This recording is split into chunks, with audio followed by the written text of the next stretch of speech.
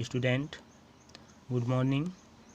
अभी तक हमने पढ़ा दो बैलों की कथा में भाग 3 पढ़ चुके, अब भाग 4 है।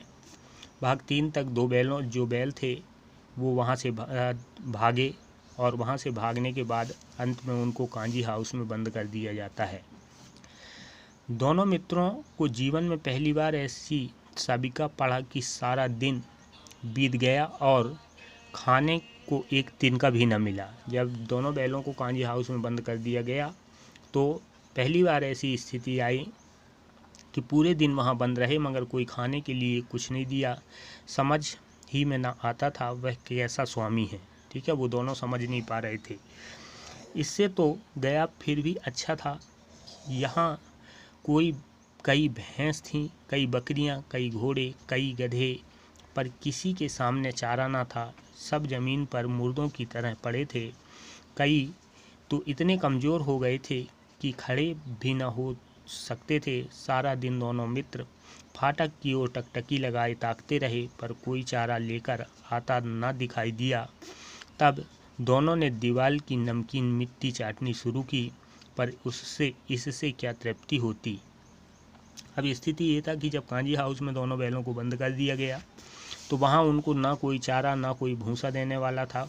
खाने के लिए कोई वस्तु नहीं थी। वो अकेले नहीं थे, कई भैंस, कई बकरियाँ, घोड़े, गधे, ये सब वहाँ बंद थे।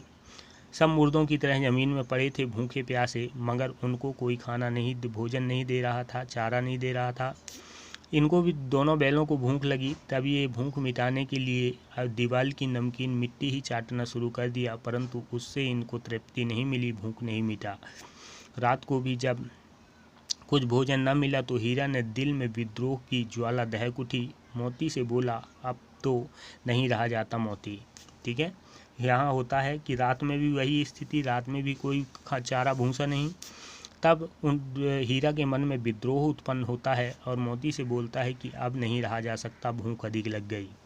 मोती ने सिर लटकाए हुए जवाब दिया, मुझे तो मालूम होता है प्राण निकल रहे हैं। इतनी जल्दी हिम्मत ना हारो भाई, यहाँ से भागने का कोई उपाय निकालना चाहिए। ठीक है, यहाँ फिर तो दूसरा बैल कहता है कि इतनी जल्दी हिम्मत नहीं हारना है, यहाँ से भागने की कोई उपाय करना है। आओ दीवार तोड़ डालें, मुझसे तो अब कुछ नहीं होगा। बस इसी बूते पर अकड़ते थे, सारी अकड़ निकल गई। बाड़े की दीवार कच्ची थी। हीरा मजबूत तो था ही, अपने नुकीले सींग दीवार में गड़ा दिए और जोर मारा तो मिट्टी का एक चित्थर निकल आया। फिर उसका साहस बढ़ा। ठीक है, इसके बाद क्या होता है कि जैसे ही दोनों बैलों ने दीवार तोड़ने का प्लान बनाया कि अब दीवार तोड़ा जाए तभी हम यहाँ से निकल कर भागेंगे, दूसरा मना करता है। फिर भी हीरा जो था मजबूत था, उसने अपनी सींग कच्ची दीवार पर मारी तो दीवार धीरे धीरे वहाँ से मिट्टी निकलने लगा। साहस बढ़ा, जब मिट्टी निकला तो उसका साहस बढ़ने लगा। इससे दौड़ कर दीवार पर चोटें की और हर चोट में थोड़ी थोड़ी मिट्टी गिरने लगा। ठीक है, उसको साहस मिल गया कि सींग मारने से मिट्टी गिर रहा है, तो उसने चोट मारना शुरू किया। उसी समय कांजू हाउस का चौकीदार लालटेन लेकर जानवरों की हाजिरी लेने आ निकला। ठीक है, जिस समय ये दीवार तोड़ रहे थे उसी समय जो चौकीदार था वो आया लैंप लेकर, लाइट लेकर, और उनकी हाजिरी गिनती शुरू की। हीरा का उजड़पन देख उसने उसे कई डंडे रसीद किए और मोटी सी रस्सी में बांध दिया। परंतु जब उसने देखा कि हीरा बहुत उजड़ है, ठीक है, बहुत ऊधम कर रहा है, दीवार तोड़ रहा है, तो उसको डंडों से उसकी पिटाई हुई और फिर वो रस्सी से उसको बांध दिया। मोती ने पड़े पड़े कहा, आखिर मार खाई, क्या मिला? प्रश्न करता है मोती उससे कि आखिर क्या हुआ। मार खाए और रस्सी में बंध गए।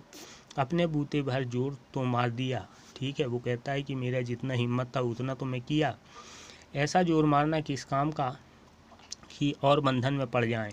ठीक है, दूसरा कहता है कि ऐसा काम नहीं करना है कि हम बंधन में पड़ें, जोर तो मारता ही जाऊंगा चाहे कितनी भी बंधन पड़े। परंतु हीरा अडिग था, वो कहता था कि दीवार तोड़ूंगा और यहाँ से भागने की व्यवस्था करूंगा चाहे बंधन और पड़ जाएं, जान से हाथ धोना पड़ेगा। आगे कहते हैं कि जान से हाथ धोना पड़ेगा। दोनों में आपस में बातें हो रही हैं।